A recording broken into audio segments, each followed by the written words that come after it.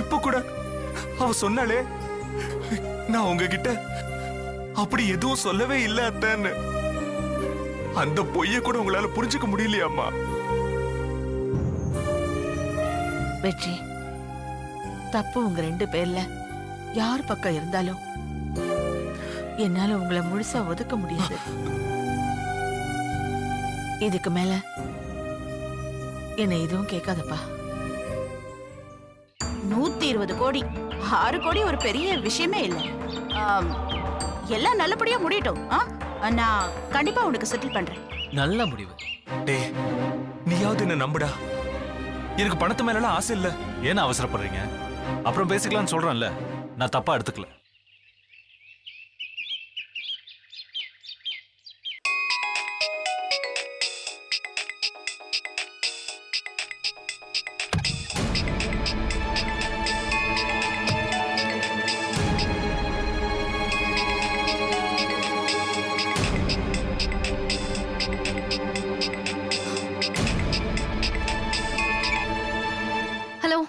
உன்கிட்ட இருந்து போன் வந்து சரியா 24 மணி நேரம் ஆகுது. இது பாரு, போன் பண்ணுங்கிற அவசியம் எனக்கு இல்ல.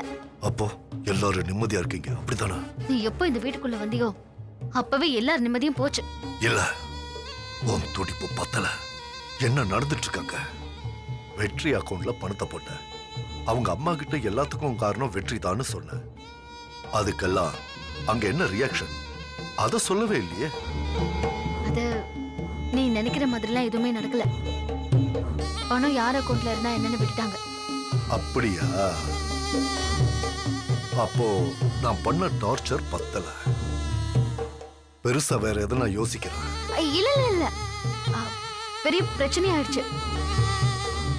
வீட்டுல இருக்கிறவங்க எல்லாருமே வெற்றி தான் காரணம்னு நினைக்கிறாங்க. அதுவும் இல்லாம அனுஷ்காவோட கை வேற உடைஞ்சிருச்சு. அத்தையும் வெற்றியை தான் சந்தேகப்படுறாங்க. நிறுத்து நிறுத்து நிறுத்து நிறுத்து. நீ என்ன அரசியல்வாதியை விட மோசமான அந்தர் பெல்ட்டி அடிக்கிற? இல்ல செந்தில், இப்ப நான் சொன்னதுதான் உண்மை. நீ நம்புற மாதிரி எதுவுமே சொல்லல. உண்மை தகவலை உடனுக்கு உடனே தரணுங்கிறது நம்ம உடன்படிக்கை. அதை நீ மீறிட்ட. நான் தான் சொல்றேன்ல, நான் நிஜத்தை தான் சொல்றேன். நோ, உங்ககிட்ட கேட்டு தெரிஞ்சுக்கிறதெல்லாம் குழப்பமா இருக்கு. அதான் நானே பார்த்து தெரிஞ்சுக்கலான்னு முடிவு பண்ணிட்டேன். போனை கட் பண்ணிட்டு வெளியில வா. சார், அங்க என்னப்பா பண்ற? தோ வந்துட்டேயா.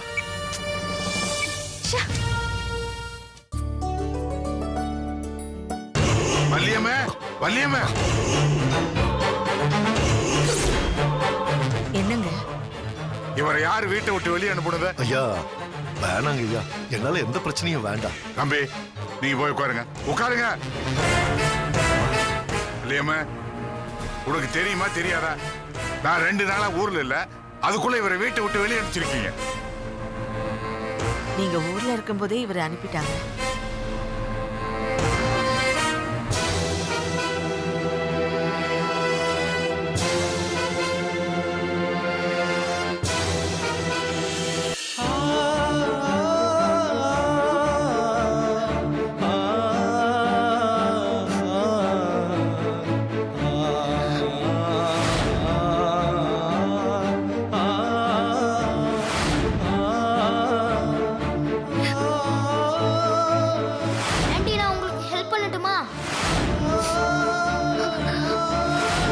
சித்ரா ஒருத்தரை தேடி வந்திருக்கா. உங்களை பார்த்து பேசுற வரைக்கும் அவளுக்கு தங்கறதுக்கு ஒரு இடம் வேணும். இவளுக்கு இந்த வீடு தான் பாதுகாப்பா இருக்கும்னு நினைச்சு கூட்டிட்டு வந்திருக்கேன்.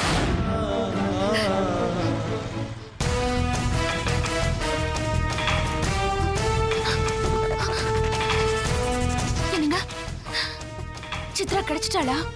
இல்லம்மா, நான் எல்லா இடத்துலயுமே தேடி பார்த்துட்டேன், எங்கேயுமே காணோம். ஒருவேளை ஊரை விட்டு போயிட்டு இருப்பாளோ?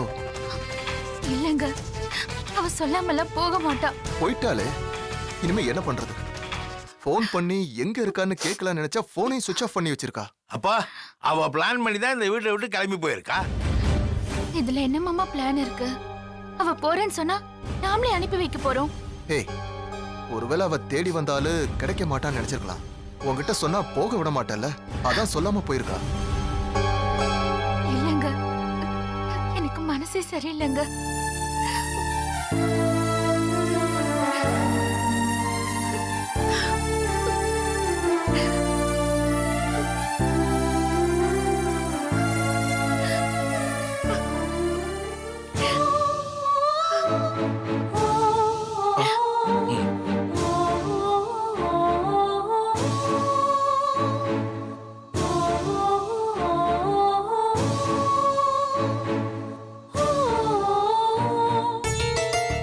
எனக்கு ஒரு சின்ன சந்தேகம் இருக்குப்பா. என்னப்பா? ஒருவேளை நீ தான் அவளை வீட்டை விட்டு அனுப்பிச்சிட்டியோ? அப்பா, மெதுவா மெதுவா. நான் எதுக்குப்பா அவளை வீட்டை விட்டு? நீ ஏன்டா பதற? அவ வந்ததுல இருந்தே உனக்கு பிடிக்கல. எனக்கு என்ன டவுட் கூட இருக்கு. அந்த பொண்ணு கிறிஸ்டியன் தானே சொன்னா?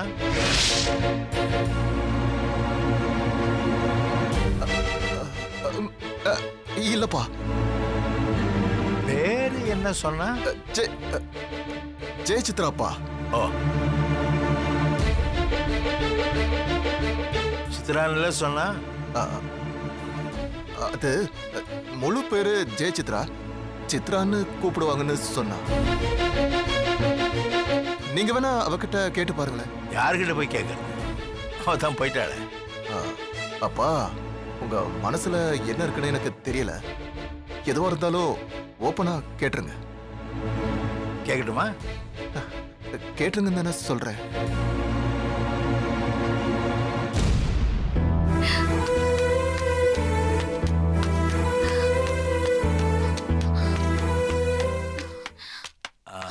மாமா, ஆ?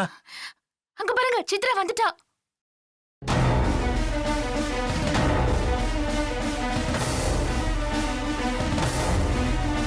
சித்ரா, எங்க போன நீ? உன்னை காலையில இருந்து தேடிட்டு இருக்கோம். வெளியில போறதா இருந்தா ஒரு வார்த்தை சொல்லிட்டு போக கூடாதா? உன் செல்போன் வேற ஸ்விட்ச் ஆஃப்ல இருக்கு. எவ்வளவு பதறி போயிட்டேன்னு தெரியுமா? அம்மா, இது என்ன தலையில கட்டு? டேய் குட்டி பையா, நீயாவது உங்க அம்மா கிட்ட சொல்லக்கூடாதா? ஆண்டி தேடுவாங்கன்னு சொல்ல மாட்டியா?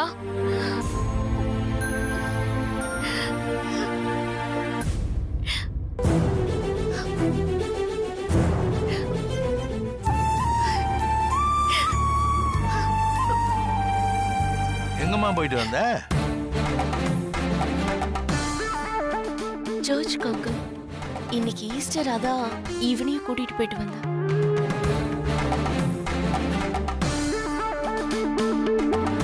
சர்ச்சுக்கா? ஆமா அங்கிள்.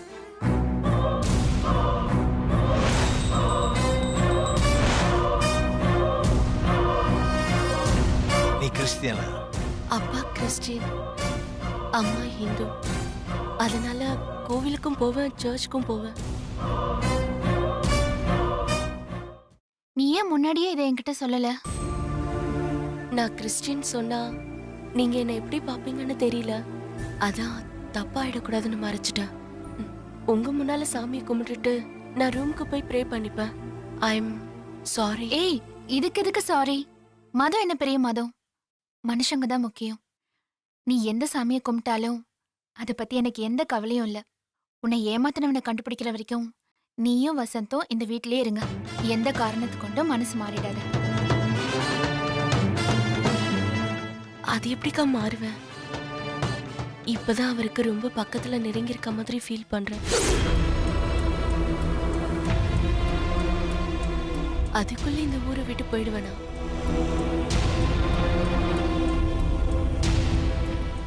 சரிம்மா, இது என்ன தலையில கட்டு? என் புருஷன் தள்ளி விட்டுட்டாரு.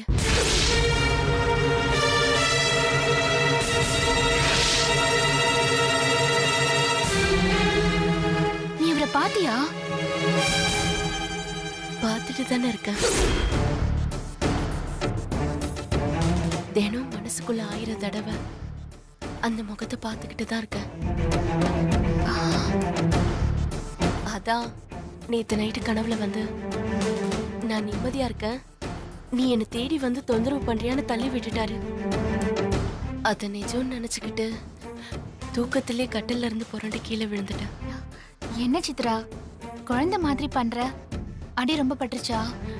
8 தையல் போட்டிருக்கேன். ஐயோ, கீழே விழுந்து தூக்கம் கலைஞ்சி எழுந்த அப்போதான் தலையெல்லாம் ஒரே ரத்தம். உங்களை டிஸ்டர்ப் பண்ண வேண்டான்னு நானே வசந்த கூட்டிட்டு ஹாஸ்பிட்டல் போயிட்டேன். ஏன் எங்களை எழுப்புனா என்ன தப்பு? ஒரு ஆத்திர அவசரத்துக்கு உதவ தானே மனுஷங்க இருக்கும். சரி, நீ போய் ரெஸ்ட் எடுத்துக்கோ. ஆமா, உன் ட்ரெஸ் பேக் எல்லாம் காணுமே. இல்ல, கட்டில் கடியில பேக் இருக்கு.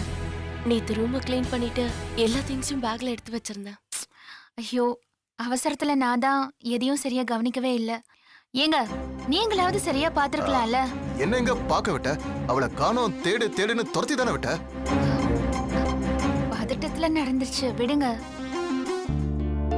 சரிம்மா, நீ தூங்காம கொள்ளாம இருப்ப. போய் ரெஸ்ட் எடுத்துக்கோ. வசந்த், வா போய் தூங்கலாம். வா. ஆண்டி, நான் அப்புறமா வரேன். சரிடா செல்லம், போயிட்டு வா. அம்மா,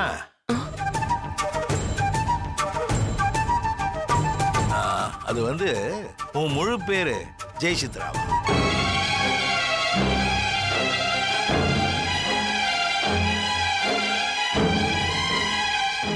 ஆமா அங்கிள், நான் அன்னைக்கே எல்லாரும் முன்னாடி சொன்னேனே. அப்படியா?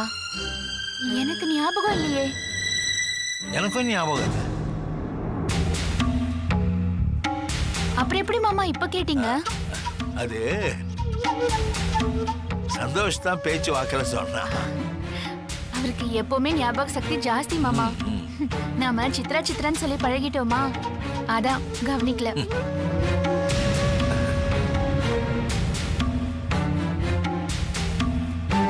நான் ரூமுக்கு போட்டுமா? நீ போமா. வாடா.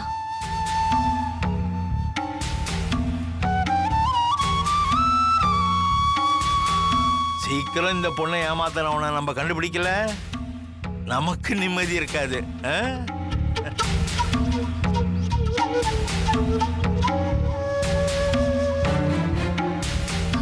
சித்ரா பாவம் இல்லைங்க.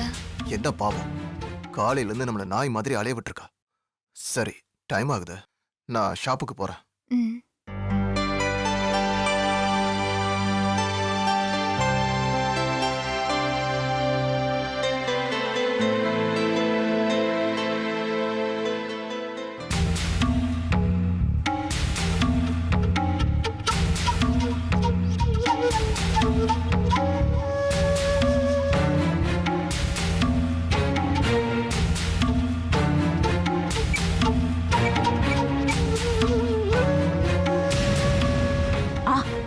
லைன்லயே இரு. என்னங்க, அண்ணி ஆபீஸ் போகணும்னு சொன்னாங்க. நீங்க எங்கேயும் வெளியில போயிடாதீங்க, நான் போய் குளிச்சுட்டு வந்துடுறேன். ம். ம்.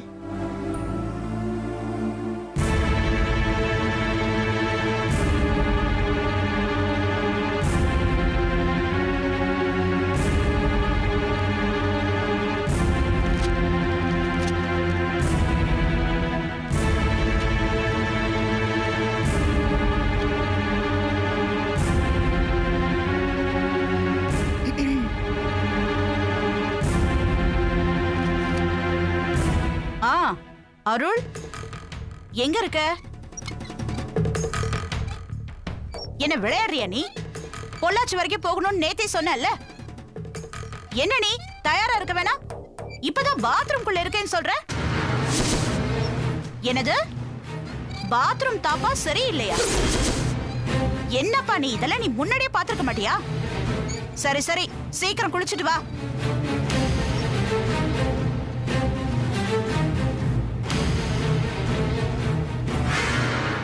ரொம்ப நல்லா இருக்கு. கை கால் முடியாதவரை நீங்க வீட்டை விட்டு அனுப்பிச்சா அவர் எங்க போவாரு?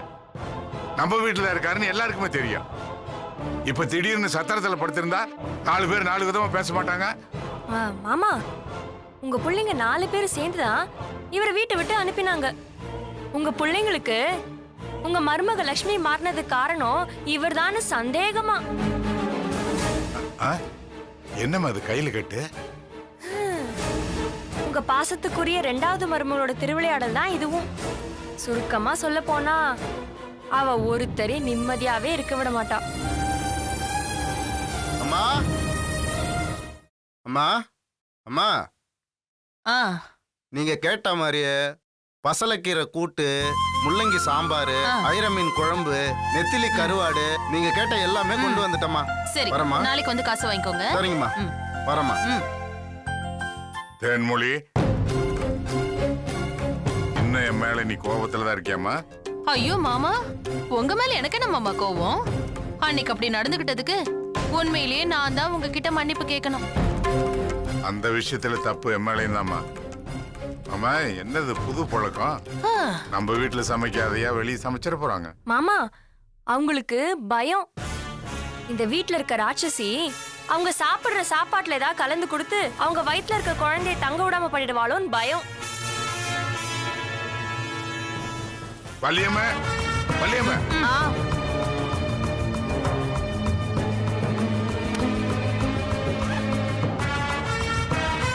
இதுல 60 லட்சம் ரூபாய் பணம் இருக்கு. இந்த பணத்தை வெற்றி அக்கவுண்ட்ல லட்சுமி போட்டிருக்கா. இது லட்சுமியா போட்டாளா இல்ல வெற்றி போட சொல்லி செஞ்சாளான்னு எனக்கு ஒண்ணுமே தெரியாது. மாமா இத கேட்க போய் தான் வெற்றி மாமா என்ன கீழே தள்ளி விட்டாரு. என்ன இது வள்ளியம்மா? என்ன நடக்குது இந்த வீட்டுல? இவ்வளவுதானா? இன்னும் ஏதாவது மீதி இருக்கா? நிறைய இருக்கு மாமா.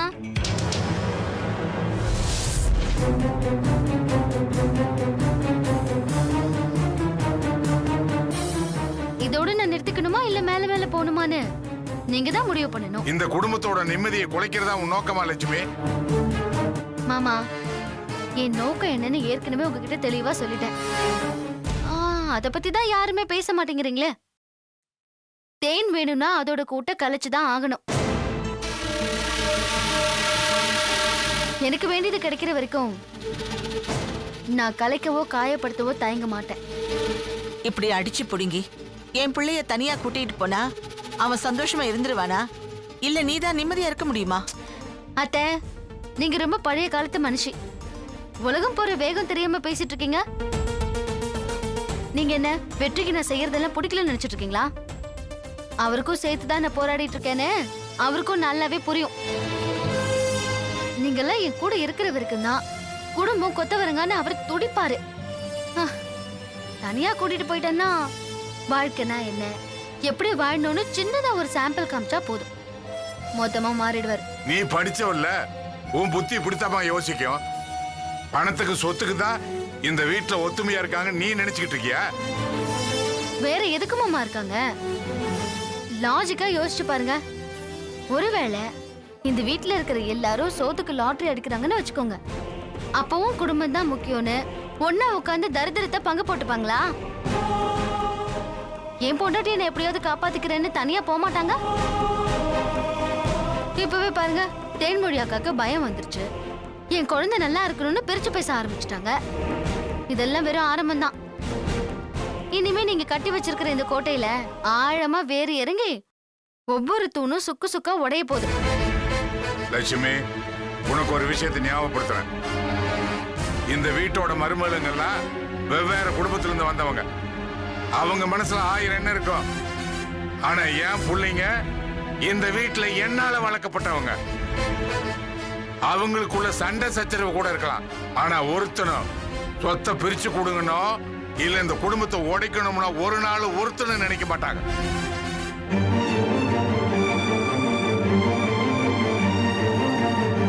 மூச்சுக்கு 300 தடவை சொத்தை பிரிச்சு கொடுங்க, சொத்தை பிரிச்சு கொடுங்கன்னு நீதான் கேட்டுக்கிட்டு இருக்க. என் பசங்கள்ல யாராவது ஒருத்தன் வாயை திறந்து அதை பத்தி பேசினானுங்களா? எங்கேயோ இருந்து வந்த நீ சொல்லி நான் இந்த வீட்டை துண்டு போடணுமா? என் சொத்தை பிரிக்கணுமா?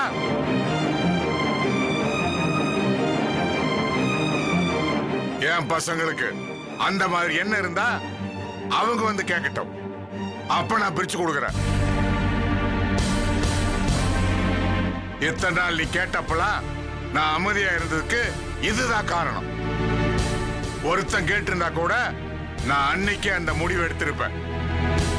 எந்த உரிமை இல்லாத நீ கேட்டு நான் அதை செஞ்சிட முடியுமா?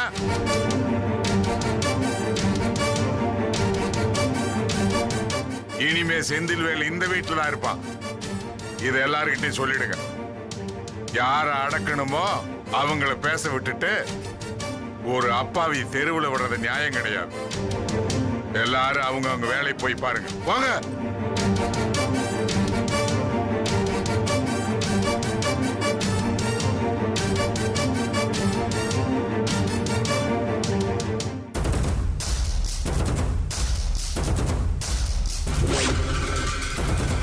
பார்த்தல உன் திட்டம்லாம் எதுவுமே இந்த வீட்ல ஈடுபடாது. பார்த்தல மாமா என்ன சொல்லிட்டு போறாருன்னு.